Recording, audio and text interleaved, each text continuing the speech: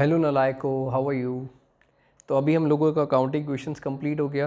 Basics हम लोगों को पता लग गए, एसेट्स लायबिलिटीज़ वगैरह, फाइन। ये सारी चीज़ें हम लोगों ने कर लिया। तो मतलब अभी हम लोगों ने एक प्रैक्टिकल चैप्टर फिनिश कर लिया। अब हम लोग मूव ऑन कर रहे हैं एक थ्योरी के चैप्टर पर, क्योंकि प्रैक्टिकल और थ्योरी दोनों चीज़ें आपको एग्जाम्स में आएंगी और थ्योरी के चैप्टर्स थोड़े ज़्यादा हैं इनिशियली, तो आपके लिए थ्योरी बोरिंग हो जाएगी अगर हम लोग इकट्ठा उसको करेंगे, फाइन। तो हम लोग प्रैक्टिकल के साथ एक चैप्टर थ्योरी का कवर करेंगे तो बहुत जल्दी हो जाएगा और अब थ्योरी आपको बहुत इंटरेस्टिंग लगेगी, क्योंकि अभी आपने एक चैप्टर प्रैक्टिकल का किया है। आपको अब ये चीज़ें थोड़ी ईजिली समझ में आनी शुरू हो जाएंगी। अगर अकाउंट्स में पहले थ्योरी पढ़ो तो चीज़ें समझ में नहीं आती जब तक उसका प्रैक्टिकली चीज़ समझ ना आए, फाइन। तो अभी आज स्टार्ट करेंगे हम लोग नेक्स्ट चैप्टर के साथ, that is double entry system, that is chapter number 7th। Double entry system की अगर बात करें तो डबल एंट्री सिस्टम नाम से पता लग रहा है, डबल का मतलब क्या होता है, 2, फाइन। एंट्री का मतलब रिकॉर्डिंग। तो दैट मीन्स इस चैप्टर का फोकस है डबल एंट्री सिस्टम का मेन फोकस है कि आपको ये बताना कि हर एक ट्रांजेक्शन कम से कम 2 अकाउंट्स को इफेक्ट करती है। हर एक ट्रांजेक्शन कम से कम कितने अकाउंट्स को इफेक्ट करती है, 2, डबल, फाइन। वो 3 को भी कर सकती है, 4 को भी कर सकती है। कोई भी ऐसी ट्रांजेक्शन नहीं हो सकती जो सिर्फ एक ही अकाउंट को इफेक्ट करे। क्या मेरी बात क्लियर है? जैसे भी आपने अकाउंटिंग डिवीजन में देखा कि आपने फर्नीचर खरीदा, कैश दिया, तो क्या होता है, फर्नीचर इंक्रीज होता है, कैश डिक्रीज होता है। दोनों अपोजिट डायरेक्शन में इफेक्ट हो रहे हैं, एक एसेट बढ़ रहा है और दूसरा कम हो रहा है। Are you getting my point? ये हो सकता है कि सेम डायरेक्शन में भी हो सकते हैं और अपोजिट डायरेक्शन में भी इफेक्ट हो सकते हैं। जैसे सेम डायरेक्शन में कैसे इफेक्ट होंगे, फॉर एग्जाम्पल आपने क्रेडिटर्स को पेमेंट करी, अगर आप क्रेडिटर्स को पेमेंट करते हो तो कैश भी कम होता है और आपका क्रेडिटर्स भी कम होता है। क्या मेरी बात क्लियर है? तो that means double entry system का मतलब होता है कि हर एक ट्रांजेक्शन कम से कम 2 अकाउंट्स को इफेक्ट करती है। कोई भी ट्रांजेक्शन ऐसी नहीं हो सकती जो सिर्फ एक ही अकाउंट को इफेक्ट करती है। जैसे 11th में एक लड़की, उसका नाम है कायशा, शायद उसकी पहले भी बात हुई थी। तो उसने शायद अभी टेस्ट दिया था तो मोटरसाइकिल परचेज़ करी थी, तो उसने सिर्फ कैश में से माइनस किया हुआ था। क्या किया हुआ था उसने? सिर्फ कैश में से माइनस करा हुआ था। तो मतलब वो चीज़ गलत है, क्योंकि उन्होंने सिंगल एंट्री सिस्टम पर अकाउंट्स कर दी। कोई भी एक अकाउंट इफेक्ट नहीं होता, सिर्फ कम से कम 2 या 2 से ज़्यादा अकाउंट्स इफेक्ट होते हैं, fine. That is called double entry system. अब बुक में पढ़ते हैं क्या लिखा है। जो आपको यहाँ पर मैटर विजिबल है, ये सेम बुक की लैंग्वेज है, आप बहुत ध्यान से लिखना, मतलब आप साथ साथ नोट्स बनाना। जब मैं डेफिनेशन आपको समझा दूंगा, आपको वीडियो पॉज करनी है और साथ साथ you have to prepare the notes. पढ़ता हूँ क्या लिखा है। According to this system every business transaction effects at least 2 accounts. कम से कम कितने अकाउंट्स? 2 इफेक्ट्स, कम से कम। एटलीस्ट का मतलब होता है कम से कम, मिनिमम। वो 3 को भी इफेक्ट कर सकती है ट्रांजेक्शन, या 4 को भी। कोई आप एग्जांपल दोगे कि कोई ट्रांजेक्शन 3 अकाउंट्स को इफेक्ट करती है? सर जब हम लोग सामान खरीदते हैं कैश पर और क्रेडिट पर, तो सर स्टॉक भी इफेक्ट होता है, कैश भी और क्रेडिटर्स भी। Very good. जब हम लोग सर सेल्स करते हैं प्रॉफिट पर, तो भी सर 3 अकाउंट्स इफेक्ट होते हैं। Very good. ऐसी सैलरीज पे करी और आउटस्टैंडिंग है तो भी आपके 3 अकाउंट्स इफेक्ट होते हैं, fine. Can you give me the example जहाँ पर 4 अकाउंट्स इफेक्ट होते हैं? पता है कब? जब आप सेल्स करते हो, प्रॉफिट पर कुछ पार्ट कैश में मिलता है, कुछ पार्ट नहीं मिलता, तो आप स्टॉक कुछ माइनस करते हो, कैपिटल में ऐड करते हो प्रॉफिट वाला एलिमेंट। जो पैसा मिलता है वो कैश में डालते हो, जो पैसा नहीं मिलता वो डेटर्स में डालते हो। याद है आपको ये बातें? तो दैट मीन्स वो ट्रांजेक्शन कम से कम 2 अकाउंट्स को इफेक्ट करेगी। वो 3 को भी कर सकती है, 4 को भी कर सकती है। Minimum there are 2 accounts involve in every transaction, fine. आगे बढ़ते हैं, क्या लिखा है for example, if the furniture is purchase in the business, furniture is increase, where is cash is decrease. वो बोल रहे हैं फर्नीचर अगर खरीदा है तो फर्नीचर इंक्रीज करेगा और कैश डिक्रीज करेगा।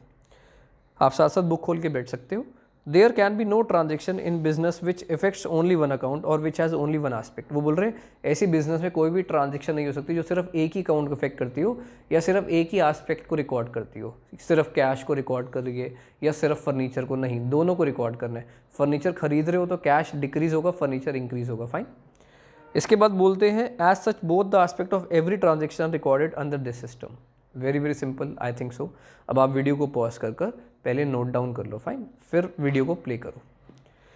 नेक्स्ट टॉपिक इज प्रिंसिपल और characteristics of double entry system.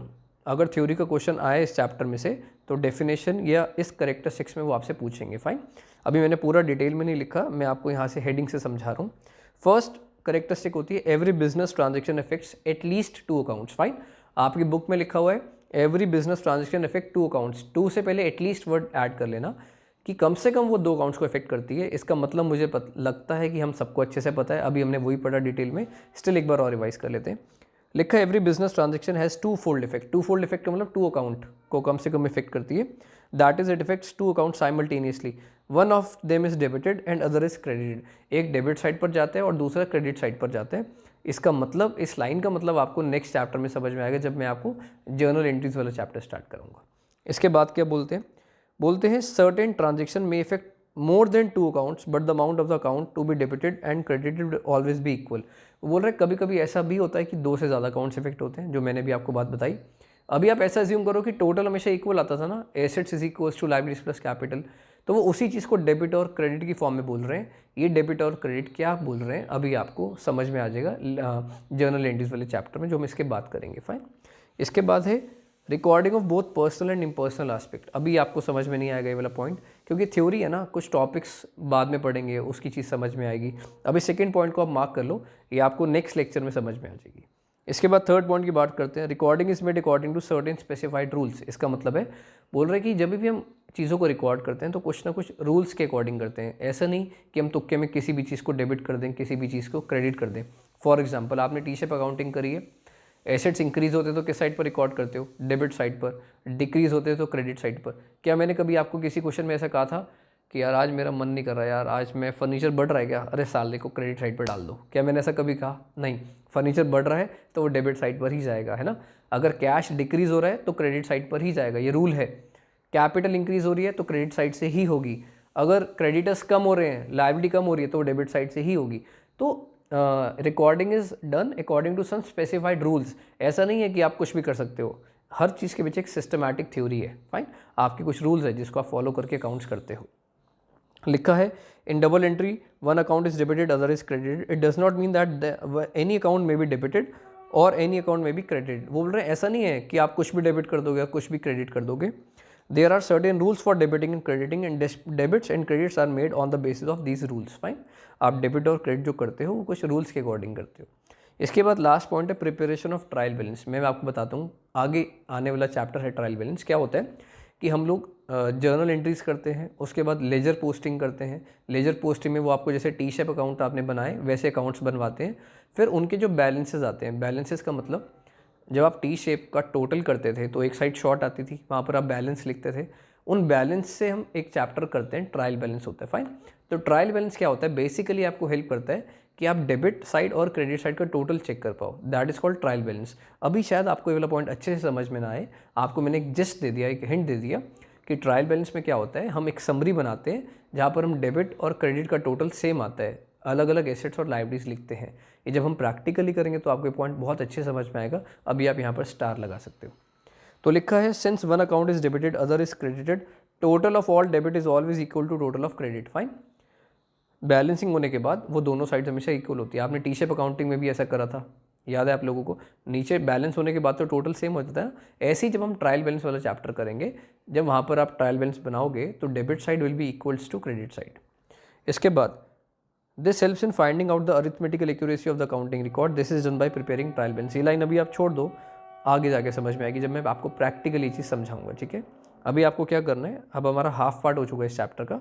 आपको पहले यहाँ तक अच्छे से रिवाइज करना है। नोट्स बना लो जो आपने नोट्स नहीं बनाए, जो बुक में मैंने आपको मार्क करके मैटर सेंड किया है, आप पहले वो पूरा नोट डाउन करो, साथ साथ रिवाइज करो। कोई डाउट है तो उसको मार्क कर लो, लाइव क्लास में कवर करेंगे। उसके बाद आओ नेक्स्ट वीडियो पर। अराउंड आपको 15 to 20 मिनट्स देने हैं। जितना मैंने पढ़ाया उसको अच्छे से लर्न करने की कोशिश करो, मेमोराइज करने की कोशिश करो। फाइन। तो मिलते हैं नेक्स्ट वीडियो में।